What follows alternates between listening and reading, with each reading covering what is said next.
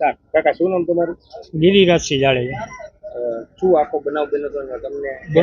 બનાવ બનવામાં એવું હતું કે એ ઘરે આવતા હતા સવારે 6 વાગે અને મેઇન રોડ ઉપરથી આવતા હતા. અહીંયા ડ્રેનેજનું ઢાંકણું ખુલ્લું હતું, એ પડી ગયા. પછી એમના સામેવાળા કિશોરસિંહને એ મને બોલાવવા આવ્યો, ભાઈ આવી રીતે ભાઈ ડ્રેનેજના ઢાંકણાના હિસાબે પડી ગયા છે, તમે આવો. એટલે પછી હું ત્યાં ગયો હતો.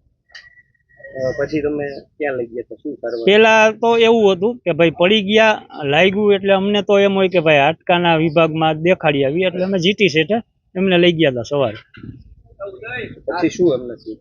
એમાં હાસડીમાં ફ્રેક્ચર હતું, બરોબર છે. એટલે અહીંયા અમે એમની ટ્રીટમેન્ટ કરાવી અને પછી એમને એમ કીધું કે ભાઈ હાસડીમાં 4 ફ્રેક્ચર છે, એટલે એ કરાવીને પછી અમને ઘરે લઈ આવ્યા હતા.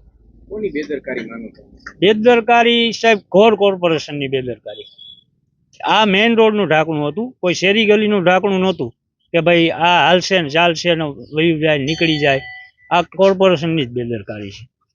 તમારી ઘરે જે બેસણું રાખવું છે એના માટે પણ અહીંયા પાણી ભરેલા છે. અત્યારે બેસણું નહીં, આપણા હિન્દુ ધર્મ પ્રમાણે આપણે ત્યાં 7 દિવસ 11 દિવસ ત્યાં આપણે બધા બેસતા હોય, આવતા હોય, મહેમાન જતા હોય. ત્યાં પણ અત્યારે મંડપ નખાય એમ નથી. મેઇન રોડ ઉપર જ મકાન છે, ત્યાં પણ મંડપ નખાય એમ નથી. ગટરનું પાણી નીકળે છે, પ્લસ પાણી ભરેલું છે. એટલે ત્યાં પણ અત્યારે એ જ પોઝિશન છે. કોઈ જાતની કોર્પોરેશન સાહેબ આંધ્રાબેરાની કંપની જેવું છે, એની પાસે કોઈ જાતની આશા જ નથી કે આ લોકો કંઈક કરે એમ. અન્ય વિસ્તારમાં તમારી આસપાસમાં આ જ સમસ્યા? બધે તમે અહીંથી લઈ અને નાણાવટી ચોક છે, રામાપીર ચોક છે, ગમે એ રોડ ઉપર નીકળશો એટલે તમને ખાડા, ગટરના ઢાંકણા ખુલ્લા, નહીં બેરિકેટિંગ, આ જ જોવા મળશે સાહેબ.